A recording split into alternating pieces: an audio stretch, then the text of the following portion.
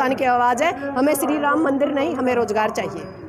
क्या ये जो छात्र यहाँ पे बैठे हैं, आज एक छोटा है इनका प्रदर्शन है जी, तो लंबे आंदोलन की ओर इशारा कर रहे हैं? बिल्कुल जी, बिल्कुल। जैसे आपको पता है कि किसान आंदोलन पार्ट 2 शुरू हो रहा है, ऐसे ही इसके साथ साथ एक रोजगार आंदोलन भी हम शुरू करेंगे। क्योंकि जैसा आप लोगों को पता है कि जो नीलम आज़ाद है उसने एक आगाज़ उठाया है संसद के अंदर जाके कि हमें रोजगार चाहिए। क्योंकि लगातार BA PhD या MPhil किए हुए बच्चे जब लगातार लड़ रहे हैं और ग्रुप D के लिए फार्म भर रहे हैं तो इस देश के बुरे हालात हैं। पर सरकार है कि सिर्फ मंदिरों पर ध्यान दे रही है, एजुकेशन के ऊपर ध्यान नहीं दे रही। और यदि बच्चे बाई चांस एजुकेशन मतलब पूरी कर भी लेते हैं तो उनको कुछ मिलता नहीं, जैसा कि आप लोगों को ये दिखाई दे रहा है।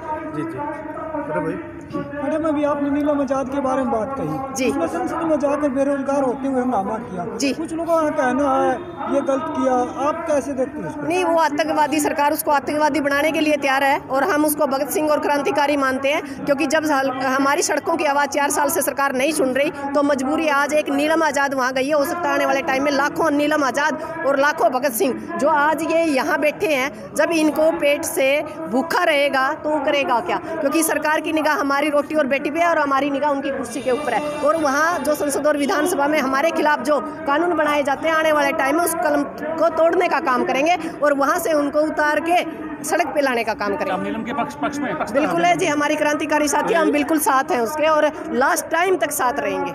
जैसे युवाओं को भविष्य माना जाता देश का, अब ये भी सड़कों पे आ गए तो इस देश का क्या होगा? इस देश का तो सड़क ही, सड़क का तो इस देश का भविष्य ही सड़क के ऊपर है। आप लोगों को जैसे पता है कि हमारे देश में रोजगार नहीं रहे, जो थोड़ी बहुत ज़मीनें किसानों के पास बची है उसको बेचकर या जैसे तैसे ब्याज पे या बैंकों से लोन उठा के हमारे बच्चों को हम विदेश रोजगार के लिए भेज रहे हैं। वो वहाँ आपको भी पता है क्या करते हैं, वो वहाँ जाकर मजदूरी करते हैं। इस देश के नागरिक को, इस देश के युवाओं को, इस देश के भविष्य को दूसरे देशों में आप लोगों को जैसे पता है कि लगातार उन लोगों को मजदूरी करनी पड़ रही है। तो ऐसे देश का कोई भविष्य नहीं है और पूरा लोकतंत्र खत्म हो चुका है। देश है घोषित इमरजेंसी से गुजर रहा है। मेरी तो आप लोगों से निवेदन है कि इस आवाज़ को उठाए, या तो ये सरकार जल्दी से रोजगार का प्रबंध करे, नहीं तो मामला अब की बार आर पार का हर बात के लिए आंदोलन करना पड़ रहा है। इसमें हमारी एकता की कमी खलती है या सरकार की कुछ नहीं? सरकार फूट डालो राज करो का काम करती है, हमारे नेताओं को खरीद लेती है, अलग अलग नेताओं का सिस्टम बनाती है और कहीं ना कहीं ये मानते हैं कि हम कहीं भी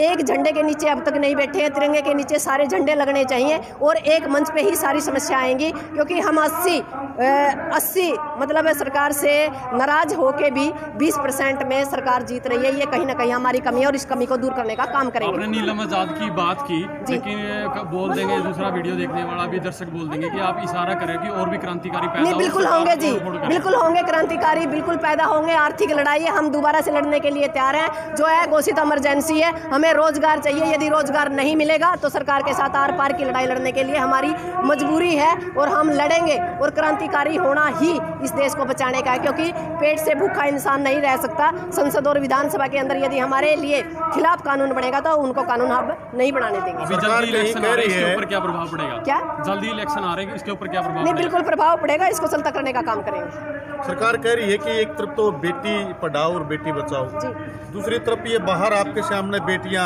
प्रदर्शन कर रही हैं। बेटियां तो कहीं बची ही नहीं रही, बेटियां तो रेप से गुजर रही। 13,13,000 महिलाएं मिसिंग है 4 साल में। तो इस देश का तो बुरा हाल है।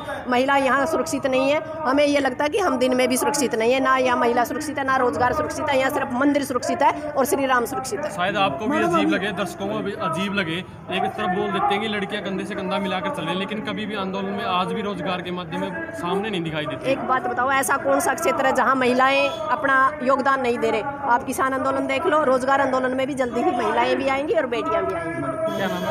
हाँ जी, क्या नाम है? मेरा नाम डॉक्टर सिक्किम है। आपने एक बात कही है यूनियन के बारे में, क्या आप मानते हो गड़बड़ी होती है? बिल्कुल होती है, यूनियन में गड़बड़ी होती है, क्योंकि सरकार का काम होता है आंदोलनों को तोड़ना और वो जो हमारा कहीं ना कहीं कोई कमजोर पार्ट होता है उसको तोड़ने का काम करते हैं। तब भी चुनाव आयोग इसको बंद क्यों नहीं करता? नहीं, चुनाव आयोग के पास क्या है? चुनाव आयोग तो इस देश का ही सत्यानाश हुआ पड़ा है। यहाँ सब कुछ बिकाऊ है, कुछ भी ले हो। इसे पता है कि जैसा लगातार जो CET है, लगातार 3 से 4 साल सरकार लटकाए हुए है और जब तक सरकार लटकाए रखेगी तो आपको भी पता है आने वाला टाइम जुलाई में जल्दी ही MP और MLA के इलेक्शन है, तो ये सरकार चाहती है कि इसको सिर्फ गुमराह करने का काम कर रही है। तो हम सरकार को कहना चाहते हैं कि जो CET की हमारी जो भर्ती है उसको जल्द से जल्द आप लोग इनकी ज्वाइनिंग कराए। ऐसे काम नहीं चलेगा कि खाने के दांत और दिखाने के और इसी के लिए आज हम एक ज्ञापन दे रहे हैं DC साहब को।